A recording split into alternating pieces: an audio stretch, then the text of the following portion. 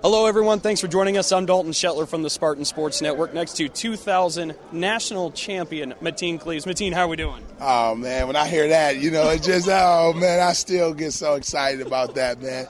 Actually, I'm doing really good right now, since you said that. Yeah. Well, and it's been 20 years since that championship, and that's kind of why you guys are all here in-house, the entire team here for breakfast, the reunion. What's it been like getting back with some of these guys that maybe don't get to see all the time? Oh, man, it's special, man. I mean, some stuff just don't change. I mean, you being back around the guys, I mean, it's a feeling that it's really hard to explain, but just being back around family, people that genuinely care about you, and talking about some of the old memories, and not even just winning the championship, but some of the practices, some of the, getting up at 4 or 5 in the morning and running on the track, and I mean, whatever it is, but just being back around family and getting that genuine love is such a great feeling. Well, I think the only thing, or maybe the thing I heard the most this entire breakfast, was your laugh continuing to pop up. Your smile kept popping up. Your laugh kept popping up. So what were some of those good moments, good memories that you remember from practice or from games? Oh, man, it's just, it's funny, laughing at some of the freshmen, when they first came, Al Anagaye, I mean, he would just foul you, and he was so strong, and he didn't know it was a foul, it's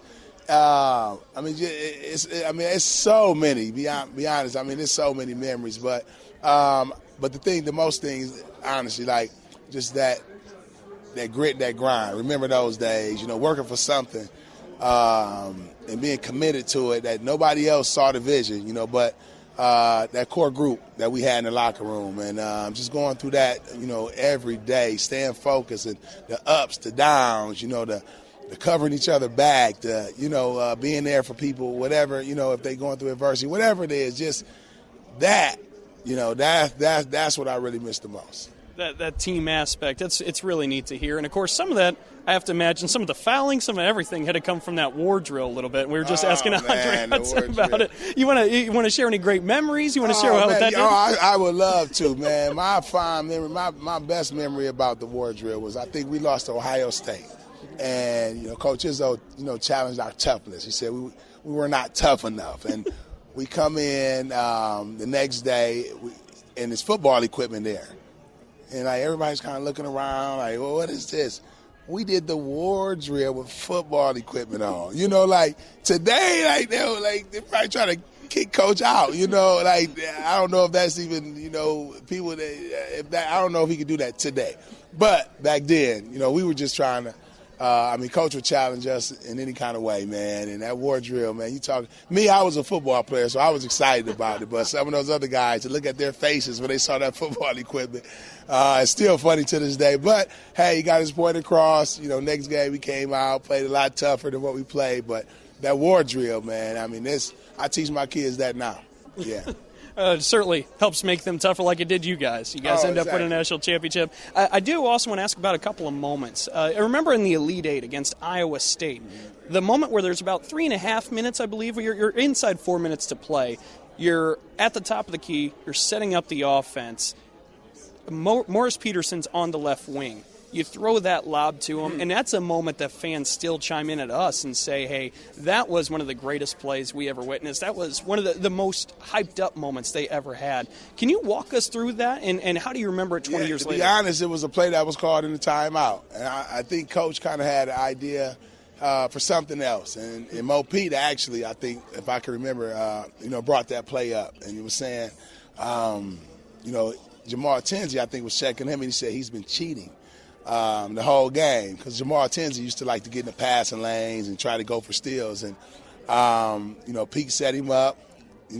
Jamal thought I was coming for Pete for a dribble handoff, and he cut back door, and, he went and made a play, man. Like he did all year, like all these guys did for me. I would just throw up lobs like Jason Richardson and Mo Pete, and these guys, I got a lot of credit for it, but they made me look good, and I threw a pass up, man. He went and got it, and I told him walking out on that floor, I said, you better catch this, no matter where, you better catch it, man. And he went up and caught it.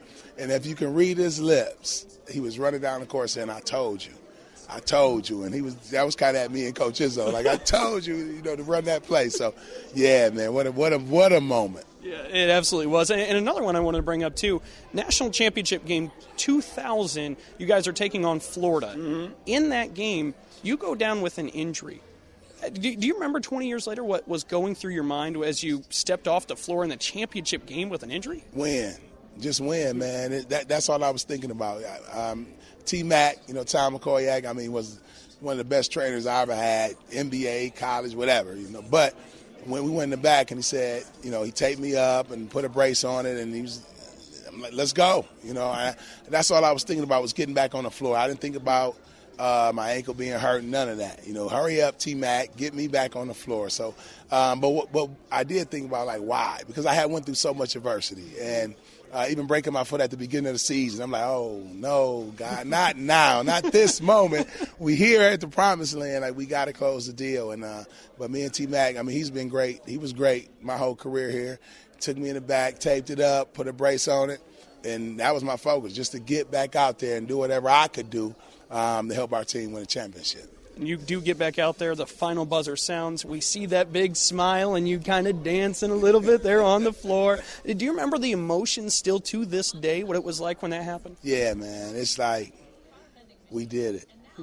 You know, and I thought about 1995 when I was being recruited here, and people thought I was crazy to go to Michigan State. And I was talking about winning national championships at Michigan State when, you know, they hadn't even made it to the NCAA tournament. And, you know, I think that's something me and Coach Izzo, we share together. And when he recruited me, we talked about winning the national championship. And I think that was kind of over a lot of people's head. You know, they didn't see the vision. And that's something that me and Coach share to this day. Is like, you know, we saw it, we knew it. And we got a great group of guys to buy into it and sacrifice, and we made it happen. But I just thought about, you know, all those years, everything we went through, the ups, the downs, you know, even just being recruited by Coach Izzo and talking about winning the national championship, and we did it. You know, this wasn't Duke, North Carolina, Kentucky, Kansas. This was Michigan State, where people said, you know, didn't see it. You know, but we made it happen, and we did it as a collective group.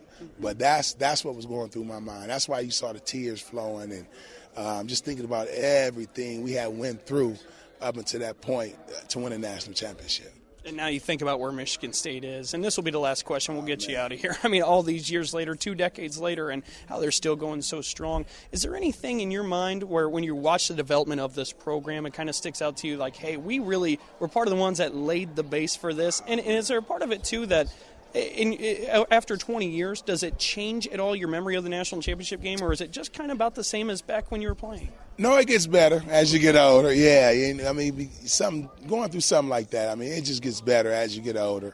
You know, and as I tell the story to my son, you know, I pretty much was, at this point, being 42, I was Superman back then. You know, my story gets better, you know, as I get older. But, man, it was great. It was fantastic, man. And the development of the program, man, you know, I get goosebumps looking at Michigan State right now. Because like I was talking about, back in 1996, nobody saw the vision. And my goal was not to come to Michigan State and just win a national championship. My goal was to come change the whole trajectory. Like, when you talk college basketball, Michigan State has to be in that conversation. That's what I wanted. When you talk North Carolina, Duke, Kansas, Kentucky, Michigan State, that was my goal. And now 20 years later, Michigan State, you know, they're in that conversation. So I still get goosebumps and I still get excited because, like I said, back in 1996, nobody saw that vision. And 20 years later, the program is still playing at a high level. And when you talk college basketball, you got to mention Michigan State. You certainly accomplished that. Let's get that smile one more time. 2000 national champion Mateen Cleaves. Thank you so much. Appreciate it. Thanks for having me. All right. Thank you guys for tuning in and listening.